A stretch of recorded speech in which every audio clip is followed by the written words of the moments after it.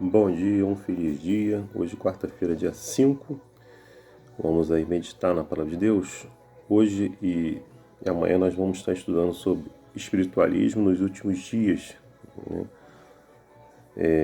A lição pede para a gente ler Mateus 24, verso 5, 11 e 24, 2 Tessalonicenses 2, verso 7 a 9, Apocalipse 13, verso 13 e 14, Apocalipse 16, verso 13 e 14.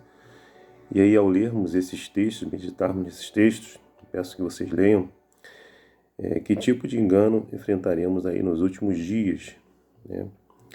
Bom, Apocalipse 16, verso 13 e 14, ele nos diz o seguinte: Então vi sair da boca do dragão, da boca da besta, da boca do falso profeta, 3 espíritos imundos, semelhantes às rãs, porque eles são espíritos de demônios, operadores de sinais, e dirigem aos reis do mundo inteiro, com o fim de ajustá-los para a peleja do grande dia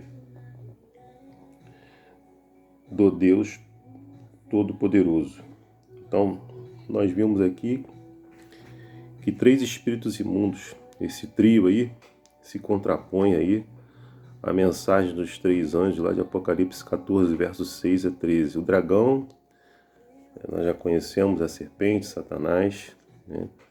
Enganou aí nossos primeiros pais e vem enganando o povo aí através das suas artimanhas, né? E também identificamos como Roma pagã. Temos aí a besta, né? Identificada aí como catolicismo, e o falso profeta, ou seja, o protestantismo aí apostatado. Não é isso?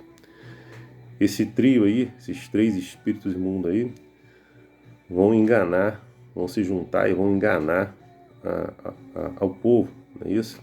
E como diz aqui em Apocalipse, eles vão se juntar para guerrear contra Deus, e com certeza contra o povo de Deus, aqueles que guardam os mandamentos de Deus, seus estatutos, seus juízos, têm o testemunho de Jesus e a fé em Cristo Jesus, não é isso? Então, o diabo, ele fará, né, sinais e maravilhas para enganar multidões, não é isso? E como diz na palavra, né, eles vão enganar com a possibilidade de enganar os próprios eleitos, né, aqueles que são guardadores, né, são fiéis adoradores do Senhor. Então, nós temos que estar o tempo todo meditando, estudando, em oração, né, para que a gente não seja enganado, não é isso? Pois o diabo, ele usa, sim, sinais e maravilhas para enganar multidões. Isso antes da volta de Cristo, não é isso? Angel Rodrigues declarou que o poder de persuasão dos demônios não se encontra no conteúdo de suas mensagens, mas na força das suas manifestações sobrenaturais. Eles realizam sinais apelando para o lado afetivo dos seres humanos, ou seja, sentimentos, em vez de suas habilidades discricionárias e racionais. Esses sinais são realizados por demônios. Isso mostra que a força unificadora da mensagem dos 3 demônios, dragão, besta e falso profeta, que nós falamos no início, é de natureza espiritualista. Deus não é sua fonte ou origem. À medida que o conflito cósmico se aproxima do seu fim, o poder demoníaco entrará na arena da história de um modo jamais visto. O espiritualismo, cujo fundamento é o ensino não bíblico da imortalidade da alma, quase levará o mundo cativo. Então, nós temos que ficar atento a isso aí, para não ser enganados pelo inimigo de Deus, não é isso? Agora, como nós vimos nesse relato aí, nesse manuscrito aí não publicado na página 6, por que é perigoso confiar nos seus sentimentos, nas suas emoções? Que papéis elas têm em nossa experiência? De que modo Satanás poderá contornar nossos pensamentos racionais e apelar para os nossos sentimentos? Para a gente poder entender um pouquinho melhor disso, vamos ver 2 Coríntios 11, versos 14 e 15, que você vai entender um pouquinho. Lá no 2 Coríntios, capítulo 11, verso 14 e 15, ele diz o seguinte, ó. Não é de admirar, porque o próprio Satanás se transforma em anjo de luz. Olha aí o perigo. O próprio Satanás se transforma em luz. Ou seja, se ele transforma em luz, ele pode se transformar em qualquer coisa. E ele continua. Não é muito, pois que os seus próprios ministros que andam, os demônios que andam aí com Satanás se transformam em ministros de justiça.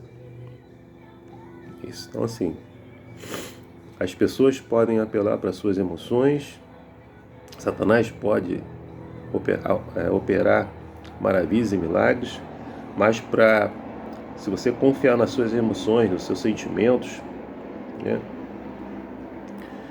ele pode, como nós vimos aqui, se transformar num anjo de luz, seus demônios como ministros de justiça. Então eles podem apelar para os teus sentimentos, se transformar em algum ente querido seu, para dizer que o caminho que você está seguindo não é esse caminho, entendeu? Mas o caminho correto e certo é do inimigo.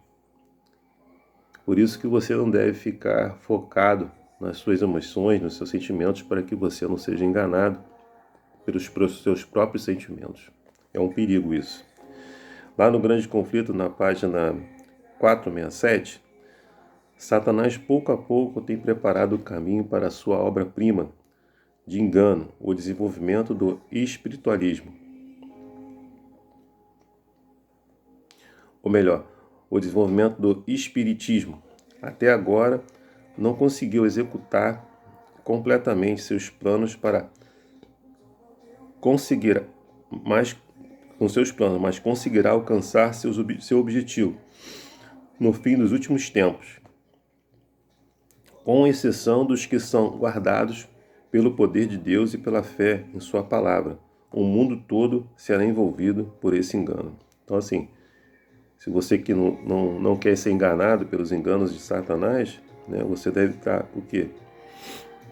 Você vai ser guardado pelo poder de Deus, né, pela fé na sua palavra. Então, que você se prepare a cada dia, mantenha a sua fé acesa e viva na palavra de Deus, para que você possa ser guardado por Deus e não seja envolvido no engano de Satanás, não é isso?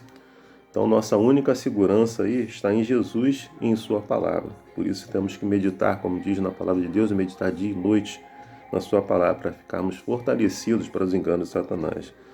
Não é difícil aí de ver com milhões que não entendem o estado dos mortos poderão ser iludidos com a ideia de que os mortos continuam a viver após a morte. Então, um grande engano, como nós vimos aí do inimigo, né? Falar para você que existe vida após a morte, ou seja, que nós temos aí a imortalidade da alma.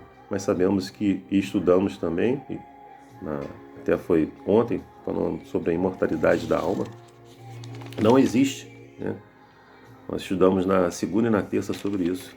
Uma vez que você morre, o fôlego de vida volta para Deus e você volta ao pó da terra e aguarda aquele grande dia. E se você for um fiel adorador do Senhor, você estará aí na ressurreição da primeira ressurreição para a vida, para a salvação em Cristo Jesus. Que você se prepare, né?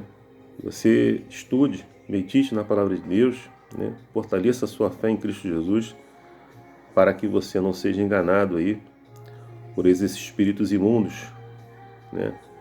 Que vão tentar tirar você do seu galardão, da salvação e da vida eterna em Cristo Jesus. Que Deus te abençoe e te dê aí uma quarta-feira abençoada, meu desejo e minha oração. Amém.